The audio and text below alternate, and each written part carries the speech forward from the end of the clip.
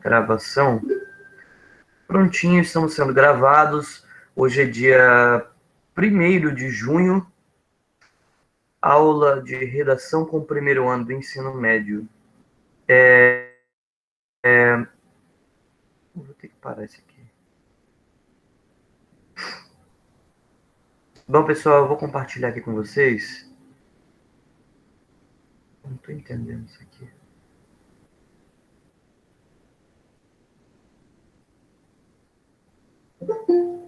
Bom, vou compartilhar com vocês a minha tela. Peguem aí seu caderno, seu material, por favor.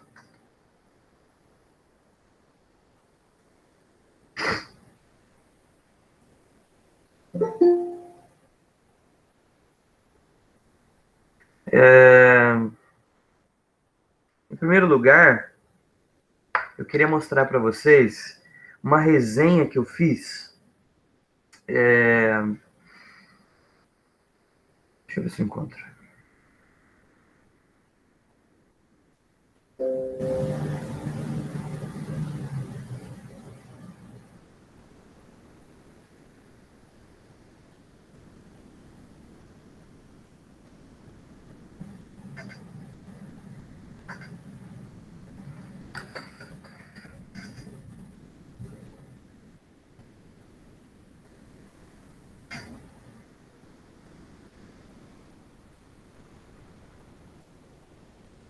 Estão conseguindo ver? Me confirma através do microfone aí, por gentileza.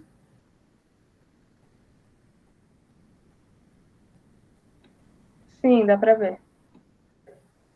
Beleza. Essa foi uma resenha que eu fiz para o curso de Química que eu estou fazendo. Eu queria mostrar para vocês como foi que eu fiz, tá?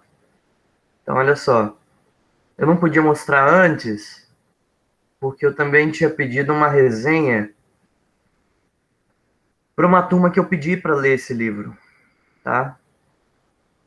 Então, basicamente, é capa, sumário, e aí a gente já começa aqui. E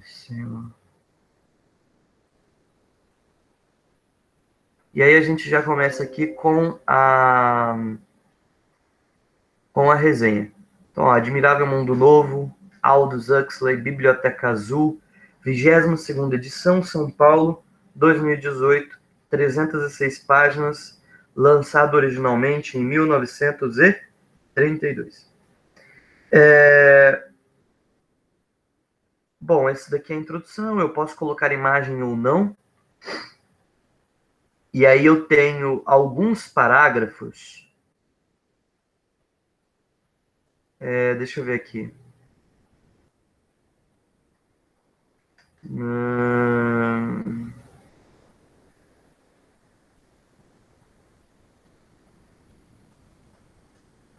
Deixa eu ver. 1, 2, 3, 4, 5, 6. Tudo bem. Eu gastei 6 parágrafos aqui para poder resumir o livro. E depois eu gastei quantos parágrafos para apresentar minha opinião? Deixa eu ver.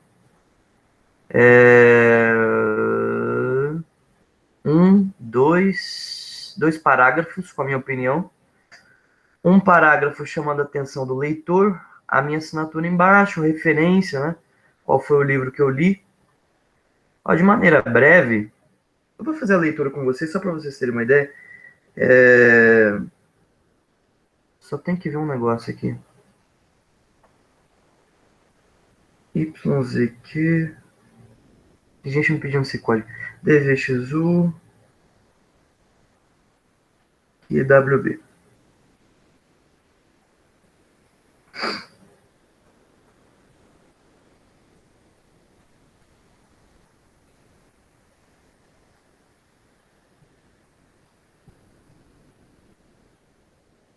Beleza.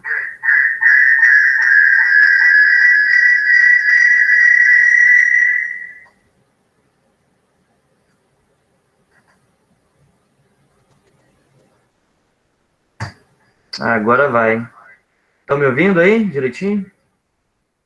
Errinho aqui. Erro de principiante. Bom, Admirável Mundo Novo foi escrito pela primeira vez no ano de 1932 pelo escritor inglês Aldous Huxley. Deixa eu só silenciar essa porcaria aqui. Aldous Huxley. Um dos principais na criação das obras anti-utópicas. Por que isso aqui ainda está tocando?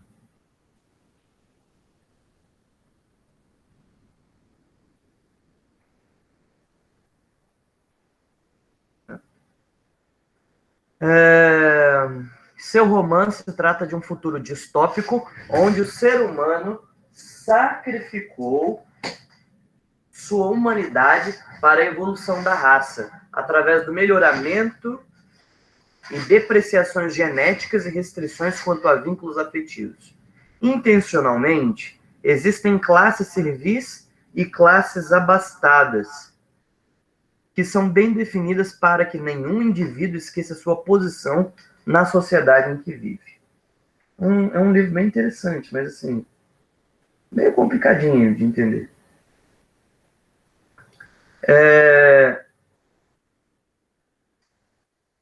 O autor aborda os piores comportamentos do homem em virtude do prazer, estabilidade e superioridade. Reconhecida há décadas, sua obra já vendeu milhões de cópias.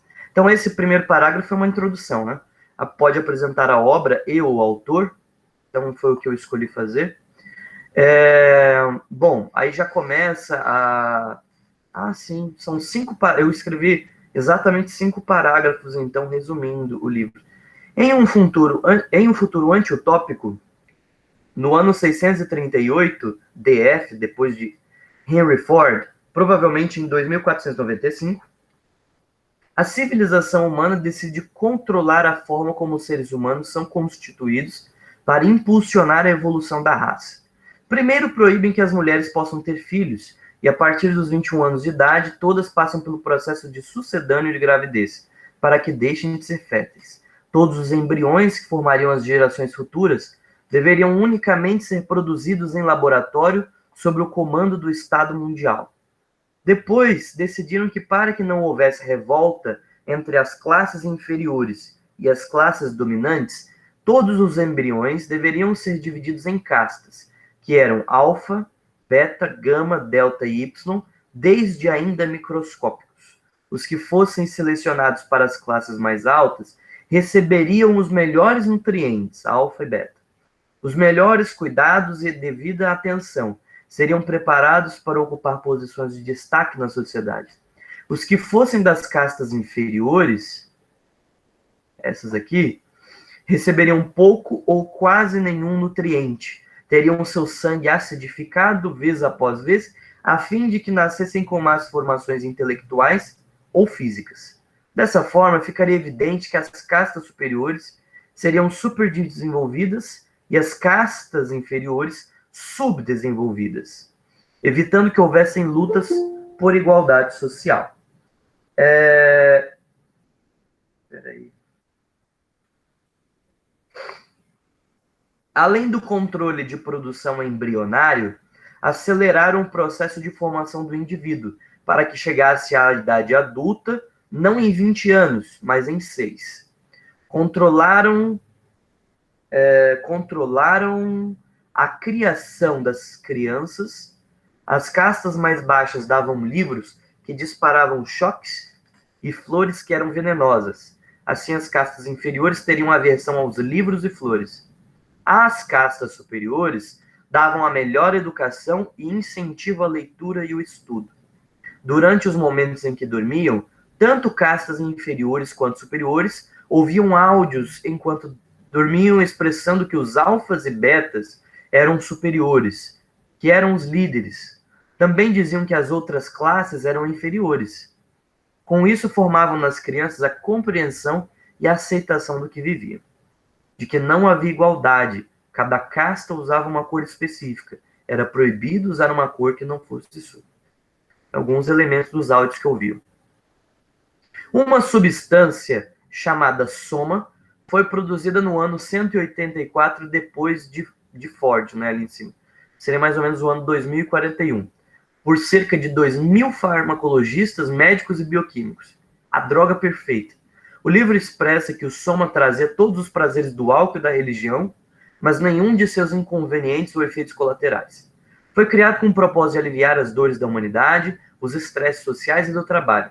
Absolutamente nenhum indivíduo poderia sentir dor, arrependimento, tristeza ou fadiga. O soma resolveria essa parte. Ninguém poderia ter contato afetivo, se casar ou coisa do gênero. Todos poderiam ser de todos, afinal, cada um pertence a todos. Era um mantra que eles ouviam enquanto dormiam quando crianças. Inúmeros mantras como esse foram passados repetidas vezes para as crianças, quando ainda estavam em seu leito. Esse era o processo hipnopédico. Deixa eu ver. Apesar de que as classes inferiores eram desprezadas socialmente, seu valor braçal era reconhecido. Dentre seus mantras, diziam que todos os homens eram físico-quimicamente iguais. Até os Y eram mais importantes. Aliás, eram importantes, mas não, nunca. Diante desse controle social exacerbado, o jovem Bernard Marx começa a discordar do sistema de condicionamento embrionário, psicológico e social. Ele viaja junto a Lenina, moça por quem esconde uma paixão, para uma reserva de selvagens no México, onde há seres humanos primitivos que ainda concebem seus filhos de forma natural. Isso é algo extraordinário, coisa de museu.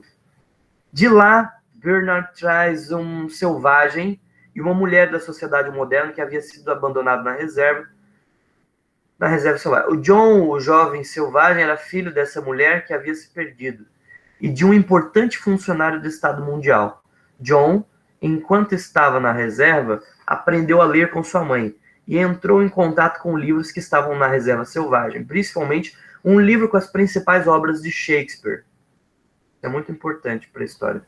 Talvez um dos últimos livros do mundo antigo. Muitos livros, foram destruídos, né? Ao saber que iria conhecer a sociedade moderna, John declamou Shakespeare, dizendo: "Oh, brave new world! Ó, admirável mundo novo!" Frase retirada do livro Tempestade de Shakespeare, e que dá o título do livro, né? Admirável mundo novo. Lenina nutre um amor proibido pelo jovem selvagem.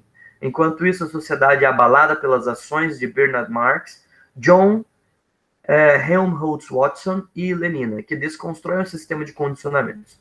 Bom, minha opinião. Muitos aspectos da obra nos permitem refletir sobre o controle social que existe mesmo em nossos dias. O Soma, por exemplo, ilustra a política de pão e circo, que desde a República Romana é usada para distrair o povo quanto aos problemas sociais que o circundam. Nossa sociedade preza o incentivo à arte, cultura e esporte para que, dentre outros motivos, estejamos entretidos com a produção social que vemos. A divisão compulsória dos embriões em castas bem definidas faz uma crítica a como a sociedade é excludente com pessoas de classes economicamente inferiores. Aldous Huxley introduz conceitos que eram escandalosos para a década de 30, como a negação a Deus, aos livros, ao relacionamento monogâmico e ao puritanismo das pessoas, né? Pessoas se guardarem aí para não terem relações com isso. Enfim, também inova para a sua época com conceitos científicos e tecnológicos que só se cumpriram décadas mais tarde. Pode ser que mais do que Huxley escreveu torne-se real. Afinal, a humanidade continua evoluindo, mesmo a passos vagarosos e desconcertados. Certamente, Aldous Huxley ambientou um mundo possível onde o desejo pelo poder, controle social, sugeriu um controle bioquímico da humanidade desde o estágio embrionário. Sem dúvidas, o autor contraiu uma genialidade sem par na criação de Admirável Mundo Novo. Meu apelo à leitura. Apesar da linguagem complexa no início, o desenrolar da trama é corrente e suave, proporcionando ao leitor inúmeras horas de fixação pela bela narrativa apresentada. Horas a fio são gastas despercebidas. Um livro de ficção científica da década de 1930 que desafia os padrões sociais da sociedade contemporânea ocidental. Eis uma leitura que vale a pena. Ponto. Então, esse foi meu apelo à leitura. Aí eu faço a minha assinatura embaixo, referências, enfim, era isso. Recebi de vocês, li alguns, gostei, achei interessante. Deixa eu ver aqui os comentários. A galera rindo de mim aí. Bom, pessoal, vamos entrar em um novo gênero dissertativo, que na verdade se enquadram como gêneros dissertativos argumentativos. Eu não quero recomendar para ninguém, eu quero escrever aqui. Ah, brincadeira. Ah lá. Tá, esse aqui vai sair rapidinho. Ué?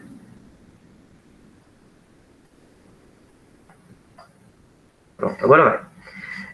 Gêneros dissertativos argumentativos.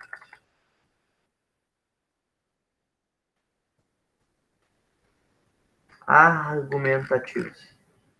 Para sua tristeza, Sofia, não, infelizmente não. Dissertativos argumentativos. É um tipo de gênero. Não, mas vocês não leram nada. Em resumo, vocês leram lá um conto que tinha 2 páginas. A morte de Ivan Illich, que foi um pouquinho maior, um pouquinho a coisa. Dava para ler em 1 hora. Dentre os gêneros dissertativo-argumentativos, né, nós temos a resenha, o resumo, o editorial de jornal, o artigo de opinião. Todos eles se encaixam dentro desse subgênero dissertativo. Um outro que nós podemos apresentar é a carta argumentativa. A carta argumentativa é um gênero dissertativo argumentativo e nós vamos entender como elaborar uma carta. Eu tenho um exemplo aqui, vou mostrar para vocês.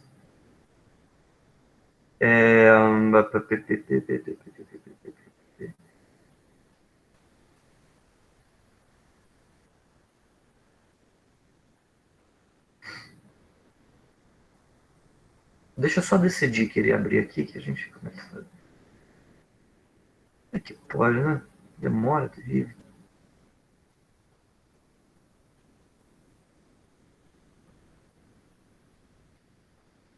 Muito bem. Eu vou apresentando aqui. Vai ficar um pouquinho desfocado, porque era pequena o arquivo que eu peguei. Eu vou deixar aqui de ladinho. E eu vou observando com vocês como elaborar uma carta argumentativa. Bom, eu aumento quando for necessário.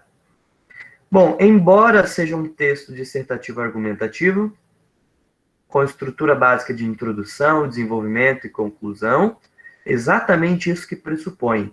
Né? Todo texto dissertativo argumentativo possui uma introdução, um desenvolvimento e uma conclusão. Vocês fizeram isso sem perceber. Quando vocês elaboraram a resenha, não sei se vocês notaram, havia um parágrafo de introdução, apesar de que eu não o chamei assim, para não confundir ninguém aí, né? São termos que a gente usa essencialmente na hora de fazer uma redação. Mas assim, por exemplo, esse primeiro parágrafo é uma introdução. Né? Eu estou fazendo uma introdução sobre o livro. Estou falando que livro é esse, de forma direta, o que acontece no livro, quem é o autor, é um parágrafo de introdução. E eu tenho um parágrafo de conclusão. E no final das contas, eu faço uma conclusão ao leitor. Toda a minha resenha tem o foco de apresentar uma obra literária ao leitor. Então, assim, primeiro eu fiz a minha introdução, falando diretamente sobre o livro e autor, E no último parágrafo, eu faço uma breve conclusão mostrando ao leitor que conclusões podemos tirar desse livro. Então, eu digo que é uma bela narrativa apresentada, que é um livro de ficção científica da década de 30 que desafia os padrões sociais da sociedade contemporânea. É uma leitura que vale a pena. São minhas conclusões para o leitor. Então, assim, todo texto dissertativo argumentativo tem introdução, desenvolvimento e conclusão. A estrutura da carta argumentativa ainda inclui outros momentos, outras partes, vamos colocar. Local e data, nome do receptor, tá? Mas não é necessário, porque nós vamos falar no parágrafo introdutório, tá? Saudação inicial, isso é importante. Introdução, desenvolvimento e conclusão. Tem ainda uma despedida e o nome de quem escreveu a carta. Então, vamos fazer essa análise desses elementos exatamente aqui ao lado com a nossa cartinha.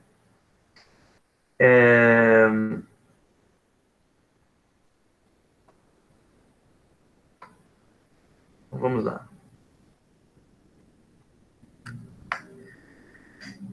Primeiro, local e data. Tá aqui, ó, Campinas. A gente coloca o nome da cidade, tá? 19 de novembro de 2006. Então, a gente faria dessa forma. Campinas, 19 de novembro de 2006. Se eu fosse fazer hoje, seria São Paulo, 01 de junho de 2020.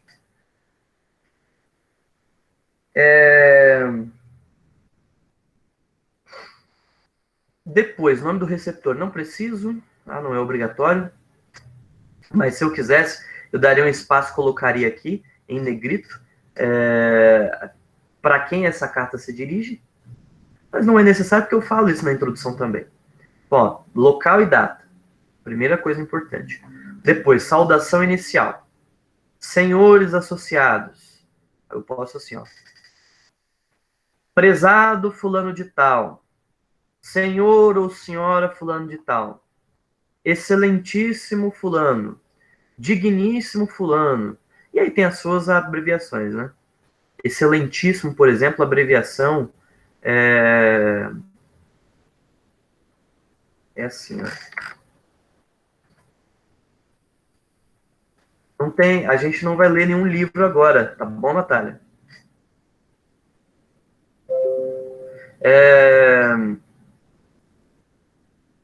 Então, local e data, saudação inicial, senhores, prezados, excelentíssimos, digníssimos. Você vai escrever uma carta para o Papa, Sua Santidade. Não sou católico, mas enfim, né? É o título do camarada lá. E a gente precisa respeitar assim, os títulos que são colocados. Eu também não sou católico, mas eu acredito que talvez vocês tenham uma opinião forte assim contra alguns membros do Supremo Tribunal Federal, né? Gilmar Mendes, esses camaradas aí. Mesmo assim, Sua Excelência Gilmar Mendes. Ainda continua dessa forma, né? Depois, nós temos um parágrafo para introdução. Nós temos um desenvolvimento de 1 ou 2 parágrafos. Nós temos a conclusão. Depois, aqui embaixo, a gente coloca uma despedida, que geralmente as pessoas colocam atenciosamente, nome do emissor, nome de quem escreveu a carta, que ele abreviou. Não é bom fazer isso, não. Vamos ler. Mando-lhes essa carta para solicitar medidas efetivas acerca do biodiesel. Sei que esse recurso cresce a cada instante no país, mas temos que mostrar para a população, para as pessoas que trabalham com a gasolina, por exemplo, que esse recurso ajuda as famílias pobres que moram na zona rural. Bom, a introdução fala sobre o que a sua carta argumentativa trata. Então, nesse caso aqui, só de ler a introdução nós já sabemos o que vai ser tratado. Quem escreveu a carta tem um propósito. Qual é? Solicitar medidas efetivas acerca do biodiesel. Por quê? porque esse recurso ajuda as famílias pobres que moram na zona rural. Então, a introdução já está falando sobre o que ele quer, né? Ele quer medidas efetivas sobre o biodiesel. Por quê? Porque esse recurso cresce a cada instante. Para quê? Para que esse recurso ajude as famílias pobres da zona rural. Uma introdução, coisa simples. Assim como vocês fizeram a introdução apresentando o livro, ó, vocês fizeram uma introdução, ou deveriam ter feito, né? Uma introdução apresentando o livro, um parágrafo, mesma coisa, um parágrafo introdutório. Sobre o que você vai falar? Aqui eu estou falando. Vou falar sobre o livro Admirável Mundo Novo, escrito em tanto do tanto, pelo escritor fulano de tal. Papapá, introdução. E é a mesma coisa aqui, tá? Uma introdução do que vamos falar. Então, mando-lhes esta carta para solicitar medidas efetivas acerca do biodiesel. Se eu fosse falar outra coisa, se eu fosse falar assim, ó, vamos mudar o quadro. São Paulo, 1º de junho de 2020. Vamos colocar Sua Excelência, Presidente do Supremo Tribunal Federal. Aí começo aqui, ó. Ou eu poderia colocar caro... não, é melhor não. No caso dele é Sua Excelência mesmo. Então, Sua Excelência, Presidente do Supremo Tribunal Federal. Eu posso usar a mesma expressão. Mando-lhe essa carta para solicitar que o Supremo Tribunal Federal haja com sinceridade e que todas as decisões que sejam tomadas por essa corte sejam unicamente de importância nacional e que não defendam interesses políticos de ninguém, que não defendam políticos corruptos e etc. É uma introdução, poxa. Está mandando uma carta para o presidente do Supremo Tribunal Federal e está solicitando que o Supremo Tribunal Federal tome uma posição mais honesta, sincera, enfim, e que não defenda interesse de nenhum político, ainda mais políticos corruptos. Então, essa pode ser uma introdução. Se você quiser mandar, por exemplo, Sua Excelência, o Presidente da República. Ao invés de mando-lhe essa carta para solicitar, você pode utilizar venho por meio desta. Escrevo-lhe. Tá? Pesquisem na internet depois formas de começar a introdução de uma carta argumentativa, tá? Vamos usar Sua Excelência, o Presidente da República. Escrevo-lhe essa carta pedindo que o senhor tome medidas com relação à crise hídrica no Nordeste. Há pouca água, as plantações estão secando e para as famílias é muito importante que tenham acesso à água limpa, água potável. Ponto. É a introdução da minha carta. Vem o desenvolvimento. No desenvolvimento, eu preciso, primeiro, provar que é importante a introdução, tá? Então, por exemplo, se eu digo ao presidente do Supremo Tribunal Federal que os juízes lá da corte, do STF, precisam ser mais sinceros e honestos e não defender políticos, eu preciso provar isso aqui, ó, no desenvolvimento. Professor, como assim provar? Por exemplo, certas decisões tomadas pela corte beneficiaram o ex-presidente da República, fulano de tal. Quando mudaram seu ponto de vista sobre determinada lei, o que garantiu a soltura do ex-presidente fulano de tal. Pronto, já é um argumento meu para dizer que realmente o STF faz isso.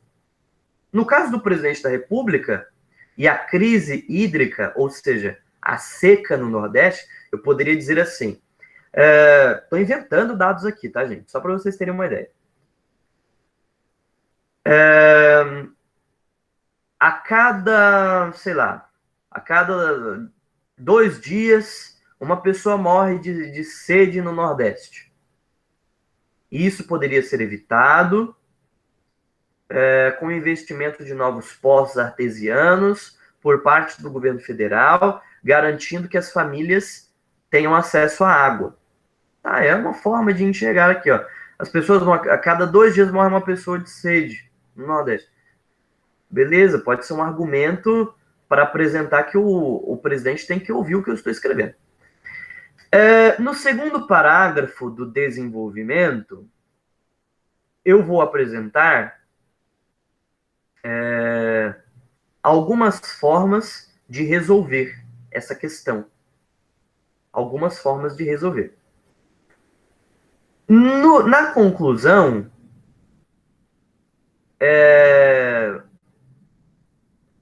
eu também vou retomar a ideia, a minha linha de raciocínio, e aqui eu apresento não só a minha linha de raciocínio, os argumentos que foram utilizados, mas também uma forma que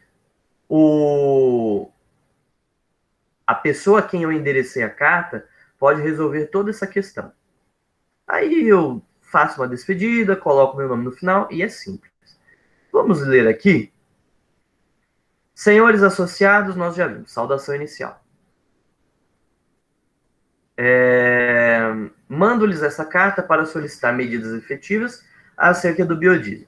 Sei que esse recurso cresce a cada instante no país, mas temos que mostrar para a população, para as pessoas que trabalham com a gasolina, por exemplo, que esse recurso ajuda as famílias pobres que moram na zona rural. O biodiesel proporcionará uma nova fonte de renda, facilitará o cumprimento de exigências do Programa Nacional de Biodiesel, que diz no estado de São Paulo 30% das oleaginosas para a produção de biodiesel sejam provenientes da agricultura familiar. Então aqui ele apresenta alguns argumentos para dizer que o biodiesel é importante. No final, a conclusão dele: só dessa forma o nosso país vai crescer como deveria e também vai proporcionar para essas pessoas um bem-estar, um sentimento de que nosso país ainda tem salvação, fazendo com que trabalhem bem e melhor.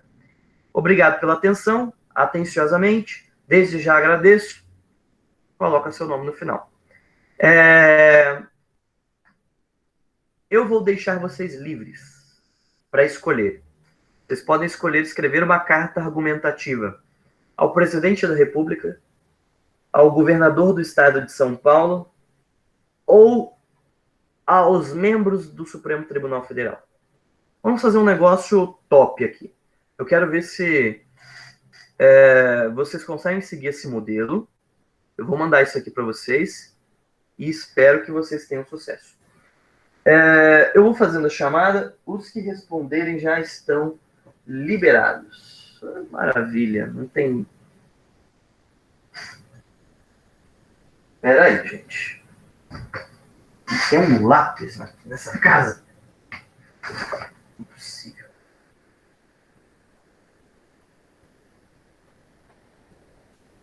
Brincadeira.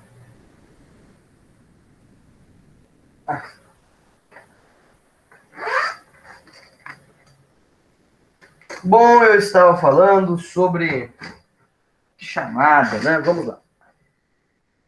Quem for me respondendo já pode ir partindo para a próxima turma.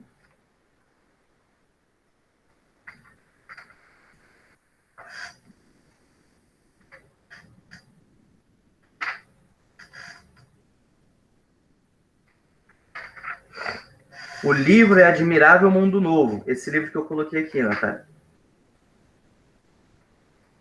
Tá bom? Então, vamos lá.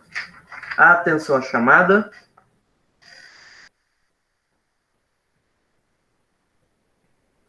Que dia foi? Dia 25.